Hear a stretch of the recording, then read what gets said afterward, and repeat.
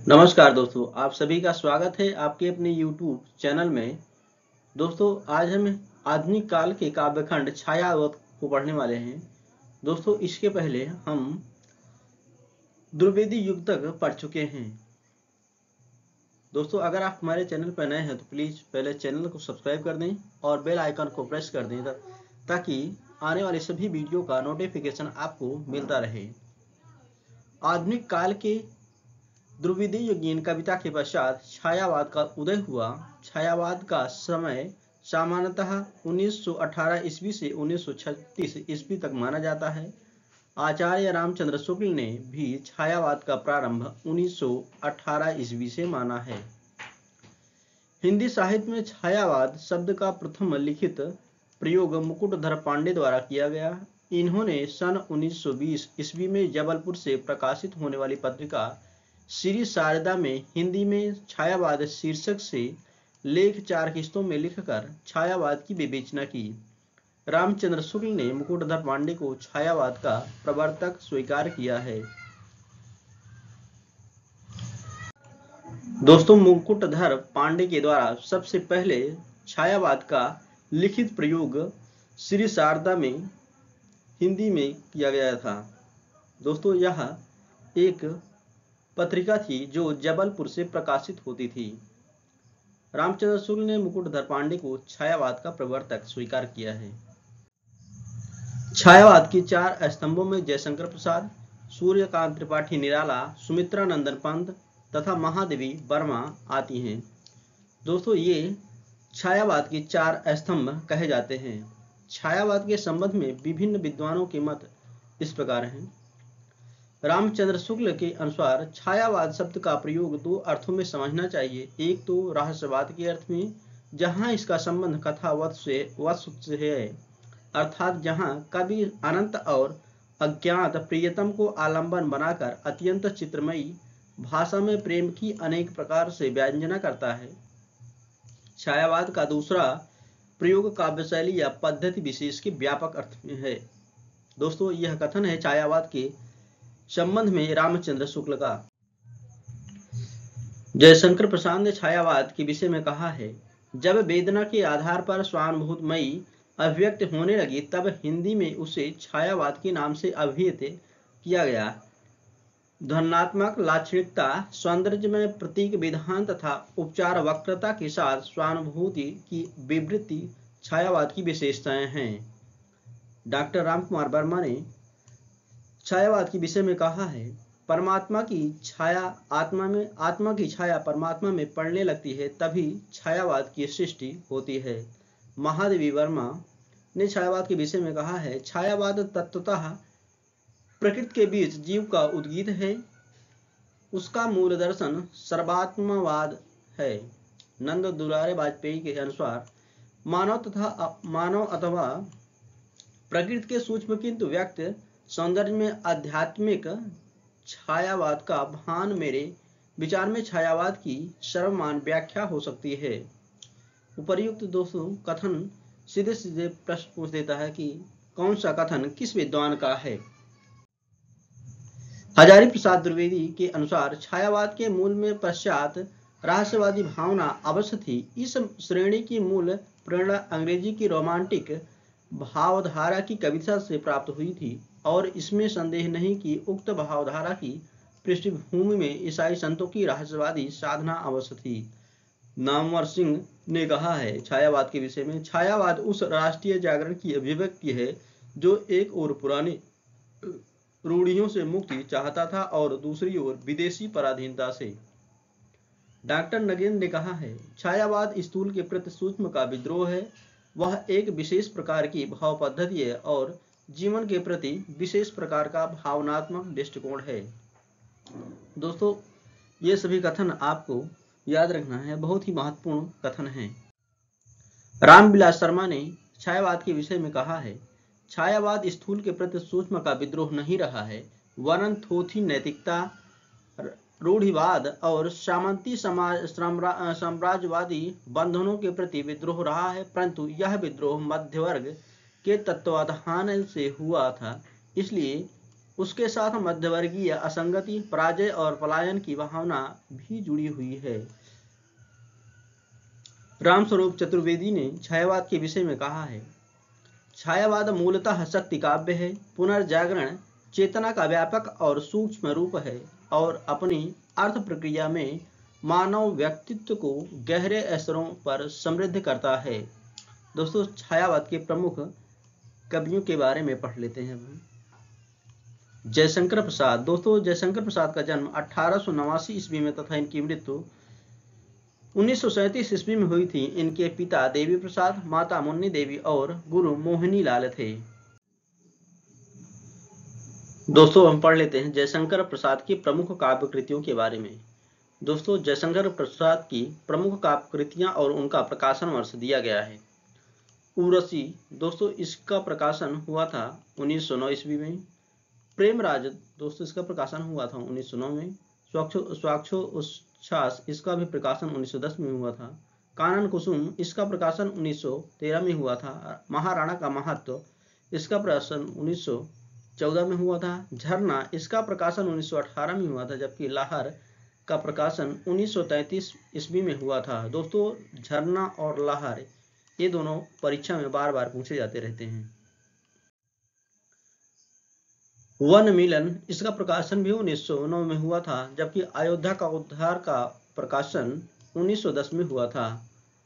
बब्रुवाहन, इसका प्रकाशन 1911 में हुआ था। प्रेम पथिक का प्रकाशन 1914 में हुआ था। चित्राधार का प्रकाशन 1918 में हुआ था। आंसू का प्रकाशन 1925 में हुआ था। कामायनी का प्रकाशन 1935 में हुआ था। जयशंकर प्रसाद आरंभ में कालाधर उपनाम से ब्रजभाषा में कविताएं लिखते थे। इनके बालकाल का नाम झारखंडी था। दोस्तों, जयशंकर प्रसाद के बालकाल का नाम झारखंडी था और ये प्रारंभ में कालाधर उपनाम से ब्रजभाषा में कविताएं लिखते थे।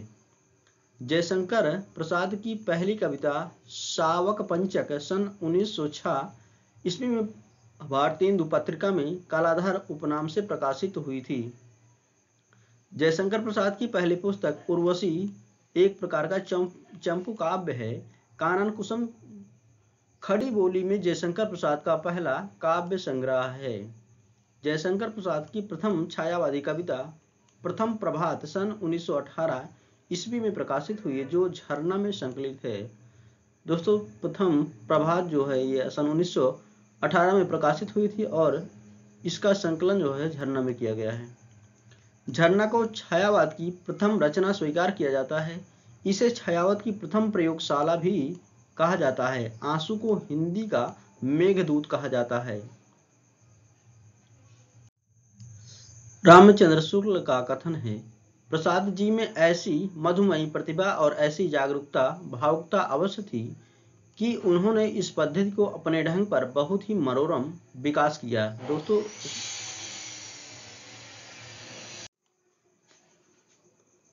प्रसाद जी की रचनाओं में शब्दों के लाक्षणिक वैचित्र की प्रवृत्ति उतनी ही नहीं रही जितनी शाम की दुर्ढ़ भावना की। दोस्तों, हम पढ़ लेते हैं छायावाद के प्रमुख कवि सूर्यकांत त्रिपाठी निराला के बारे में। निराला जी का जन्म 1899 ईस्वी को महिषदल में और मृत्यु 1961 ईस्वी में इलाहाबाद में हुई थी। इनके पिता राम सहाय त्रिपाठी तथा माता मनोहरा देवी तथा एकमात्र पुत्री सरोज थी। निराला को महाप्राण निराला भी कहा जाता है। दोस्तों, सूर्यकांत त्रिपाठी निराला को महाप्राण निराला भी कहा जाता है। ये ओज, औदात्य और विद्रोह तथा अकुंठ तृप्ति और वयस्क श्रृंगार दृष्टि के कवि हैं। निराला की महत्वपूर्ण काव्य कृतियां। दोस्तों, निराला की काव्य कृतियां और उनका प्रकाशन वर्ष दिया गया है, उसको पढ़ लेते हैं। दोस्तों, इनकी एक रचना है अनामिका। इसका प्रकाशन हुआ था 1923 में। गीतिका का प्रकाशन हुआ था 1936 में, जबकि कुकुरमुत्ता का प्रकाशन हुआ था 1942 में। वेला का प्रकाशन हुआ था 1946 में। अर्चना का प्रकाशन हुआ था 1950 में। गीत गुंज का प्रकाशन हुआ था 1954 में। सभी बातें दोस्तों आपको याद रखना है। दोस्तों, वीडियो को अगर आप 2 से 3 बार देख लेते हैं तो सभी बातें आपको याद हो जाएंगी। परिमल का प्रकाशन हुआ था 1930 में। तुलसीदास का प्रकाशन हुआ था 1938 में। अणिमा का प्रकाशन हुआ था 1943 में। नए पत्ते का प्रकाशन हुआ था 1946 में, जबकि आराधना का प्रकाशन हुआ था 1953 में। संध्या का काली का प्रकाशन हुआ था 1963 में। दोस्तों निराला जी की प्रथम कविता है जूही की कली। दोस्तों इसका प्रकाशन यह प्रकाशित हुई थी 1916 ईस्वी में। इनकी कविता सरोज स्मृति 1936 ईस्वी को हिंदी का प्रथम सर्वश्रेष्ठ तथा शोक गीत माना जाता है। इनकी कविता राम की शक्ति पूजा 1936 ईस्वी पर बांग्ला के कृतवास रामायण का प्रभाव है। दोस्तों राम की शक्ति पूजा जो निराला जी की कविता है, इस पर कृतवास रामायण बांग्ला का प्रभाव है। रामचंद्र शुक्ल का कथन है, संगीत के अंग्रेजी ढंग की नकल पहले बंगाल में शुरू हुई। इस नए ढंग की ओर निराला जी सबसे अधिक आकर्षित हुए और अपने गीतों में उन्होंने उसका पूरा जौहर दिखाया। निराला जी की शैली कुछ अलग रही। उसमें लाक्षणिक वैचित्र्य का उतना आग्रह नहीं पाया जाता जितना पदावली की तड़क भड़क और पूरे वाक्य के विलक्षण अज्ञात प्रिय की ओर इशारा करने के अतिरिक्त इन्होंने जगत के अनेक प्रस्तुत रूपों और व्यापारों को भी अपने सरल भावनाओं के रूप में देखा है। दोस्तों ये ऊपर उक्त कथन है रामचंद्र शुक्ल जी का निराला जी के बारे में। जिस प्रकार निराला जी को छंद के बंधन अरुचिकर हैं, उसी प्रकार सामाजिक बंधन भी बहु वस्तु स्पर्शनीय प्रतिभा निराला जी में है। दोस्तों अब हम पढ़ लेते हैं सुमित्रा नंदन पंत के बारे में। पंत जी का जन्म दोस्तों 1900 ईस्वी को उत्तराखंड के अल्मोड़ा में हुआ था एवं इनकी मृत्यु 1970 ईस्वी को इलाहाबाद में हुई थी। इन्हें प्रकृति का सुकुमार कवि कहा जाता है। दोस्तों सुमित्रा नंदन पंत को प्रकृति का सुकुमार कवि कहा जाता है। पंत जी को संवेदना इंद्रिय बोध का कवि भी कहा जाता है। ये अरविंद दर्शन से प्रभावित थे। इनके द्वारा लिखी गई प्रमुख काव्य कृतियां दोस्तों आगे दिया गया है। दोस्तों पंत जी को इंद्रिय बोध का कवि भी कहा जाता है। दोस्तों पहली रचना है उच्छ्वास। दोस्तों इसका प्रकाशन हुआ था 1920 में। पल्लव का प्रकाशन हुआ था 1926 में। गुंजन का प्रकाशन हुआ था 1932 में, जबकि युगवाणी का प्रकाशन 1939 में हुआ था। स्वर्ण किरण इसका प्रकाशन हुआ था 1947 में। युगांतर का प्रकाशन हुआ था 1948 में। उत्तरा का प्रकाशन हुआ था 1949 में, जबकि आत्मा का प्रकाशन हुआ था 1955 में। लोकायतन का प्रकाशन हुआ था 1964 ईस्वी में।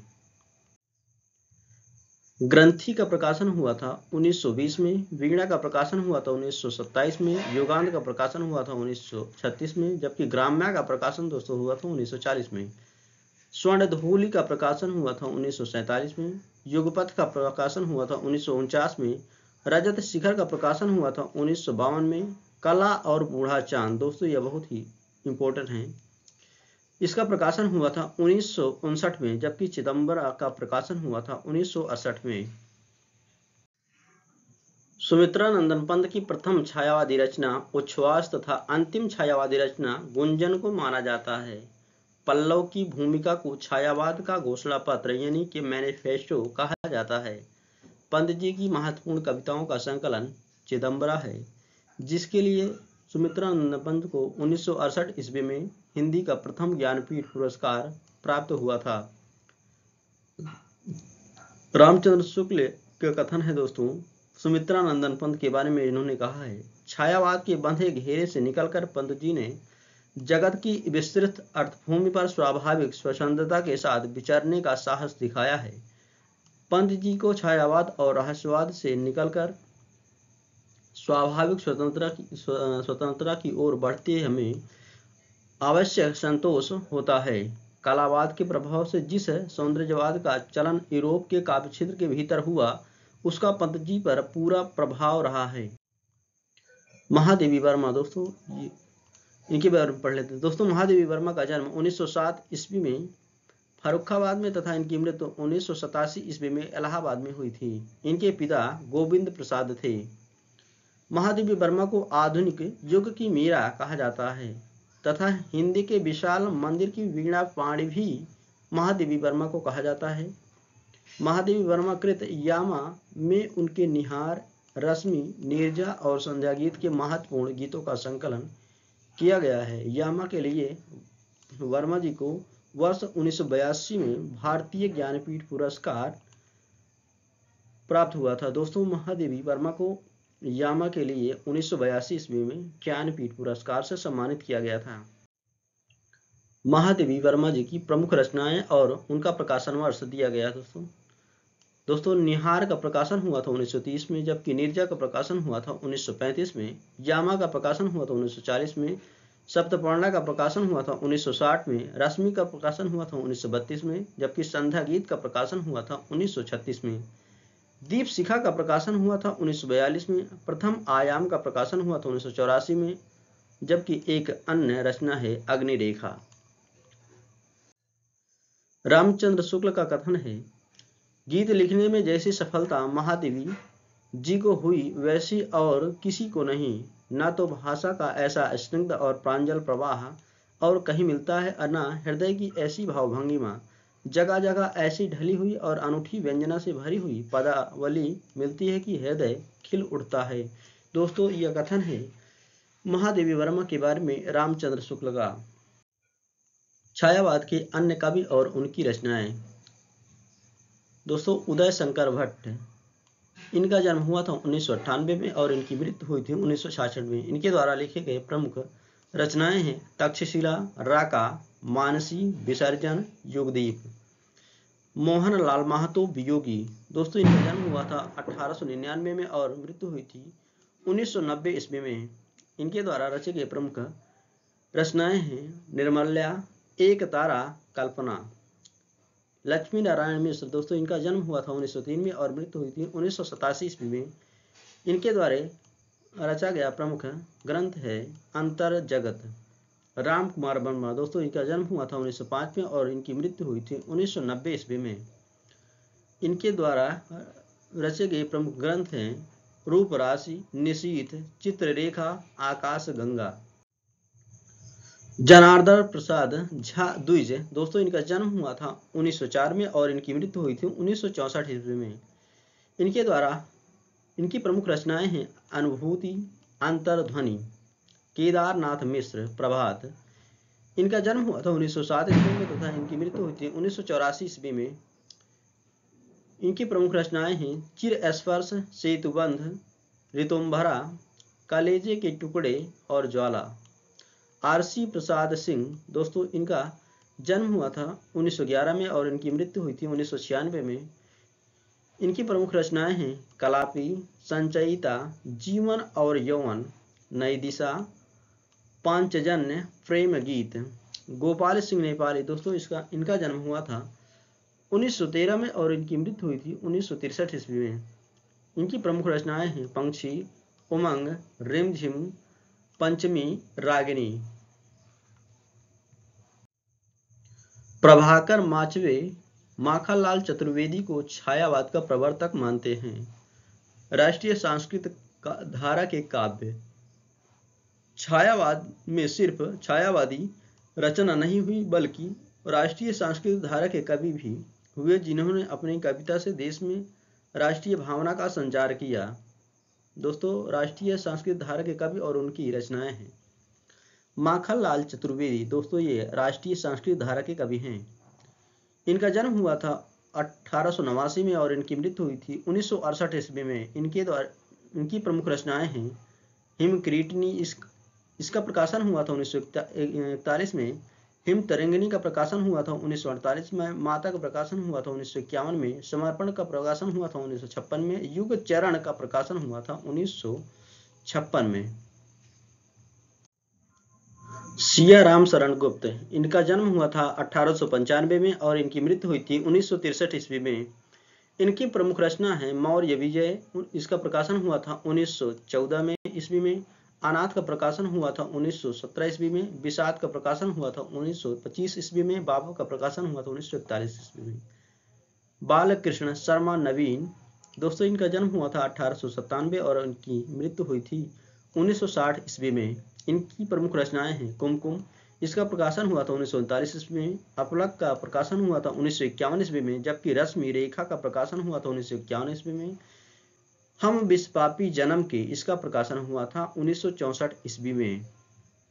सुभद्रा कुमारी चौहान, दोस्तों इनका जन्म हुआ था 1905 ईस्वी में और इनकी मृत्यु हुई थी 1948 ईस्वी में। इनकी प्रमुख रचनाएं हैं मुकुल, इसका प्रकाशन हुआ था 1913 ईस्वी में, और त्रिधारा और नक्षत्र। सोहन लाल द्विवेदी, दोस्तों इनका जन्म हुआ था 1986 में और इनकी मृत्यु हुई थी 1988 ईस्वी में। इनकी प्रमुख रचनाएं हैं भैरवी, इसका प्रकाशन हुआ था 1942 ईस्वी में। युगधारा, इसका प्रकाशन हुआ था 1944 में। सेवाग्राम का प्रकाशन हुआ था 1946 में। बांसुरी का प्रकाशन हुआ था 1949 ईस्वी में। जगन्नाथ प्रसाद मिलिंद, दोस्तों इनका जन्म हुआ था 1907 में और मृत्यु 1986 ईस्वी में हुई थी। इनके प्रमुख रचनाएं हैं जीवन संगीत, इसका प्रकाशन हुआ था 1940 ईस्वी में। नव युवक के गान, इसका प्रकाशन हुआ था 1940 ईस्वी में। भूमि की अनुभूति,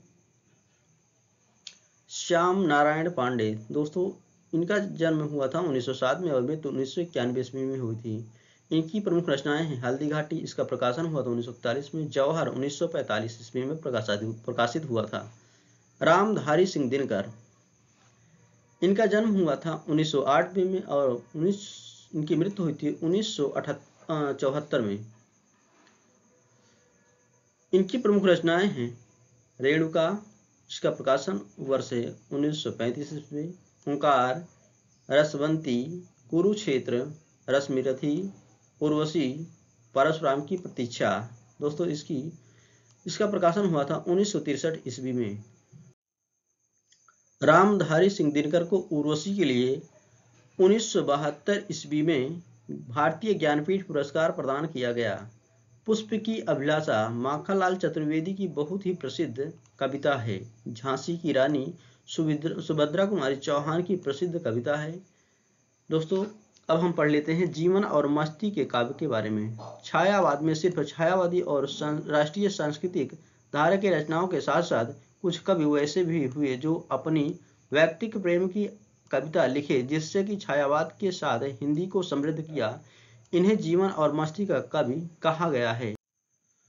जीवन और मस्ती के कवि और उनकी रचनाएं निम्नवत हैं। दोस्तों भागवती चरण वर्मा, इनका जन्म हुआ था 1903 में और 1981 में इनकी मृत्यु हुई थी। इनकी प्रमुख रचनाएं हैं मधु कण, इसका प्रकाशन हुआ था 1932 में। प्रेम संगीत 1937 में और मानव 1940 ईस्वी में।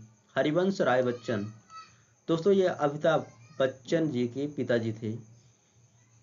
इनका जन्म हुआ था 1907 में और मृत्यु हुई थी 2003 ईस्वी में। इनकी प्रमुख रचनाएं हैं मधुशाला, मधुबाला, मधुकलश, निशान निमंत्रण, एकांत। नरेंद्र शर्मा, इनका जन्म हुआ था 1913 में और मृत्यु हुई थी 1991 ईस्वी में। इनकी प्रमुख रचनाएं हैं प्रभात फेरी, 1938 ईस्वी में प्रकाशित हुई थी। प्रवासी के गीत, मिट्टी के फूल, हंसमाला।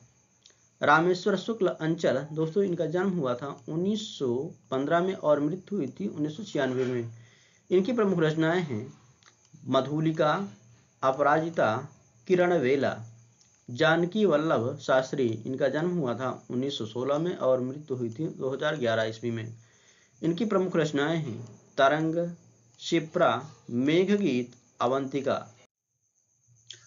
रामेश्वर शुक्ल अंचल को हिंदी साहित्य में मांसलवाद का प्रवर्तक माना जाता है। दोस्तों रामेश्वर शुक्ल अंचल को हिंदी साहित्य में मांसलवाद का प्रवर्तक भी माना जाता है। हरिवंश राय बच्चन ने हालावाद नाम से एक नवीन वाद का प्रवर्तन किया। इन्हें हिंदी का बायरन भी कहा जाता है। अन्य महत्वपूर्ण बिंदु देख लेते हैं दोस्तों। नंद दुलारे वाजपेयी सुमित्रा नंदन पंत को और इलाचंद जोशी जयशंकर प्रसाद को छायावाद का प्रवर्तक मानते हैं। डॉक्टर हेतु भारद्वाज ने हालावादी काव्य को छई रोमांस और कुंठा का काव्य कहा है। श्यामलाल पार्षद ने मार्च 1924 ईस्वी में प्रसिद्ध राष्ट्रगीत झंडा ऊंचा रहे हमारा की रचना की थी। छायावाद की प्रमुख विशेषताएं या प्रवृत्तियां: प्रकृति का चित्रण, प्रकृति का मानवीकरण, सौंदर्य चेतना, वैयक्तिकता, वेदना की विवृत्ति, प्रेमानुभूति, राष्ट्रीय स्वर, काव्य के विभिन्न रूप। आज के लिए पहला प्रश्न है दोस्तों, अज्ञात प्रिय की ओर इशारा करने के अतिरिक्त इन्होंने जगत के अनेक प्रस्तुत रूपों और व्यापारों को भी अपनी सरल भावनाओं में रंग में देखा है। रामचंद्र शुक्ल ने यह कथन किसके संदर्भ में कहा है? आपके विकल्प हैं सुमित्रा नंदन पंत, सूर्यकांत त्रिपाठी निराला, जयशंकर प्रसाद, उपर्युक्त में से एक से अधिक या फिर उपर्युक्त में से कोई नहीं। इसका सही विकल्प हो जाएगा विकल्प ख, सूर्यकांत त्रिपाठी निराला के बारे में कहा है। छायावाद उस राष्ट्रीय जागरण की अभिव्यक्ति है जो एक ओर पुराने रूढ़ियों से मुक्ति चाहता है और दूसरी ओर विदेशी पराधीनता से। यह कथन किस आलोचक का है? आपके विकल्प हैं नामवर सिंह, हजारी प्रसाद द्विवेदी, रामचंद्र शुक्ल, उपर्युक्त में से एक से अधिक या फिर उपर्युक्त में से कोई नहीं। इसका सही विकल्प हो जाएगा विकल्प का, नामवर सिंह का। निम्नलिखित में से कौन सी रचना सूर्यकांत त्रिपाठी निराला की नहीं है? आपके विकल्प हैं वह तोड़ती पत्थर, सरोज स्मृति, राम की शक्ति पूजा, उपर्युक्त में से एक से अधिक या फिर उपर्युक्त में से कोई नहीं। इसका सही विकल्प हो जाएगा विकल्प अंगा, उपर्युक्त में से कोई नहीं, क्योंकि वह तोड़ती पत्थर, सरोज स्मृति और राम की शक्ति पूजा ये सभी रचनाएं सूर्यकांत त्रिपाठी जी की ही हैं। इनकी रहस्यवादी रचनाओं को देखकर चाहे तो यह कहें कि इनकी मधुवर्षा के मानस प्रसार के लिए रहस्यवाद का पर्दा मिल गया है। रामचंद्र शुक्ल ने यह कथन किसके संदर्भ में कहा है? आपके विकल्प हैं जयशंकर प्रसाद, सूर्यकांत त्रिपाठी निराला, सुमित्रा नंदन पंत, उपर्युक्त में से एक से अधिक या फिर उपर्युक्त में से कोई नहीं।